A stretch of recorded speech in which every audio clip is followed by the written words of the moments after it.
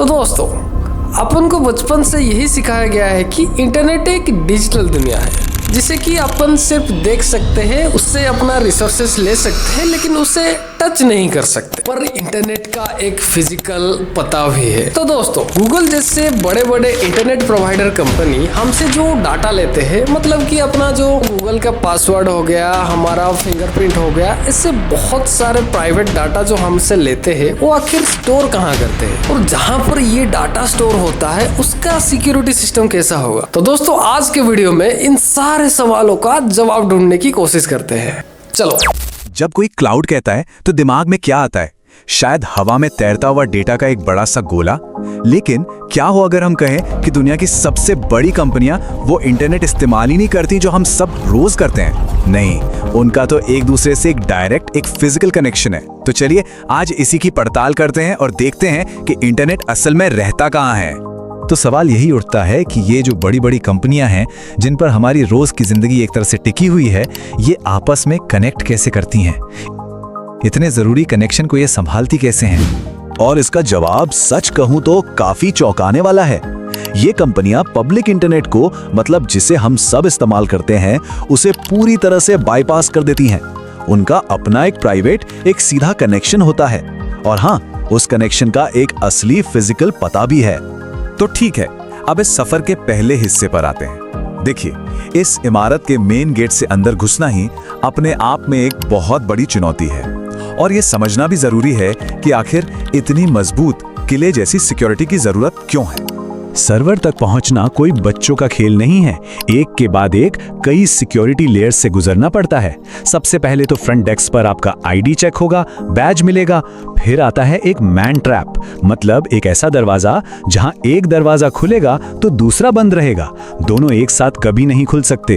उसे पार किया तो एक और ऑथेंटिकेशन, ताकि आप सही फ्लोर पर ही जा सकें। और आखिर में अपने सर्वर के केज यानी पिंजरे में जाने के लिए एक फाइनल बैज और फिंगरप्रिंट स्कैन, मतलब सुरक्षा की परत दर परत। अब ये जो मैन ट्रैप्स है ना, ये एक बहुत ही कॉमन सिक्योरिटी प्रॉब्लम को रोकने के लिए बनाए गए हैं, जिसे टेल गेटिंग कहते हैं। इसका सीधा सा मतलब है किसी के पीछे पीछे दरवाजा बंद होने से पहले घुस जाना।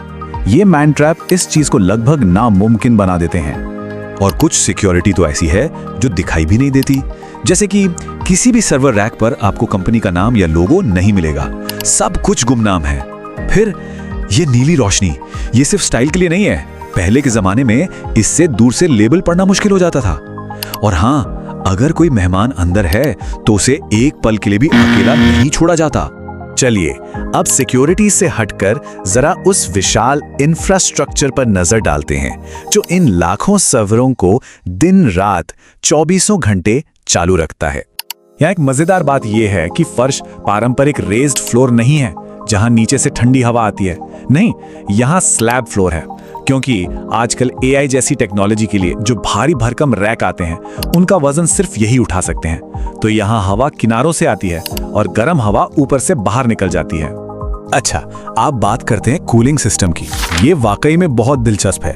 इसे समझने का सबसे अच्छा तरीका है एक बहुत बड़े लिक्विड कूल्ड गेमिंग पीसी की कल्पना करना। जैसे एक पीसी के अंदर लिक्विड कूलिंग होते ना, बिल्कुल वैसे ही यहाँ छत पर बड़े बड़े रेडिएटर और पंखे लगे हैं। ये लिक्विड को ठंडा करके नीचे सर्वरों तक भेजते हैं। बस ये सब कुछ बहुत बहुत बड़े पैमाने पर होता है। और सोचिए, अगर बिजली चली गई तो कोई फिक्र नहीं। इस जगह पर इतने बैकअप डीजल जनरेटर हैं कि ये पूरे लोड पर 36 घंटे तक आराम से चल सकती है। ये वाकई में कमाल है। अब आते हैं उस असल वजह पर कि कैसे इस डेटा सेंटर की जो लोकेशन है वही इसकी सबसे बड़ी ताकत बन गई। ये जो बिल्डिंग है, इसका नाम है इन्फोमार्ट।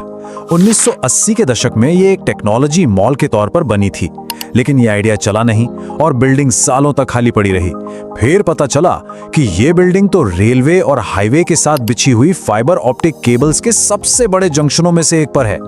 ये तो इंटरनेट का ग्रैंड सेंट्रल स्टेशन निकला। और यहीं से एक नए बिजनेस मॉडल का जन्म हुआ, कैरियर न्यूट्रल डेटा सेंटर। मतलब यहाँ कोई भी टेलीकॉम कंपनी आ सकती है, किसी एक का कंट्रोल नहीं, सबके लिए दरवाजे खुले हैं, एक लेवल प्लेइंग फील्ड। और बस यहीं से नेटवर्क इफेक्ट शुरू हो गया। जैसे ही AT&T और Verizon जैसी बड़ी कंपनियां यहां आईं, बाकी सबके लिए भी यहां आना जरूरी हो गया। जैसा कि कहा गया है, जितने ज्यादा नेटवर्क जुड़ते गए ये इमारत उतनी ही कीमती होती गई, बिल्कुल एक स्नोबॉल की तरह जो बढ़ता ही चला गया। तो अब फिजिकल इंफ्रास्ट्रक्चर से आगे बढ़ते हैं और उस सॉफ्टवेयर इनोवेशन को समझते हैं जिसने कनेक्शन बनाने के तरीके में ही क्रांति ला दी। पहले अगर दो कंपनियों को जुड़ना होता था तो एक फिजिकल केबल ऑर्डर करनी पड़ती थी जिसे क्रॉस कनेक्ट कहते हैं, और इस काम में हफ्ते कभी-कभी तो महीने लग जाते थे। लेकिन अब आ गया है इक्विनिक्स फैब्रिक। ये एक वर्चुअल नेटवर्क है, एक सॉफ्टवेयर बेस्ड सॉल्यूशन जो उन सारे फिजिकल केबलों की जगह ले लेता है और कनेक्शन सेकंडों में बन जाता है। जरा सोचिए, एक 10 गीगाबिट का कनेक्शन लिया और फिर सॉफ्टवेयर के जरिए उसे छोटे छोटे वर्चुअल कनेक्शंस में बांट दिया। 1 गीगाबिट AWS को, एक Azure को, 2 AT&T को। ये सब कुछ बस एक पोर्टल पर कुछ क्लिक से हो जाता है, किसी केबल की जरूरत ही नहीं। ये सारा जादू मुमकिन होता है सॉफ्टवेयर डिफाइंड नेटवर्किंग यानी SDN टेक्नोलॉजी की वजह से। ये टेक्नोलॉजी नेटवर्किंग के दिमाग को उसके फिजिकल काम से अलग कर देती है। इससे सब कुछ सॉफ्टवेयर से कंट्रोल करना आसान और तेज हो जाता है। और अंत में चलिए इस सारी टेक्नोलॉजी से हटकर उन लोगों पर ध्यान देते हैं जो इसे बनाते हैं, इसे चलाते हैं और इसकी देखभाल करते हैं। इस डेटा सेंटर को घुमाने वाले गाइड कोई नए लोग नहीं थे। सैल और मैनी जैसे लोग यहाँ 20-24 सालों से काम कर रहे हैं। जब किसी कंपनी में लोग इतने लंबे समय तक टिकते हैं तो ये उसकी संस्कृति के बारे में बहुत कुछ कहता है। यहाँ पर टेक्नीशियन की नौकरी पाने के लिए सिर्फ बातें करने से काम नहीं चलता। इंटरव्यू में एक प्रैक्टिकल टेस्ट देना होता है जिसमें आपको केबल बनाने पड़ते हैं, टूटे हुए फाइबर को जोड़ना पड़ता है। इससे पता चलता है कि यहाँ स्किल्स का लेवल कितना ऊंचा है।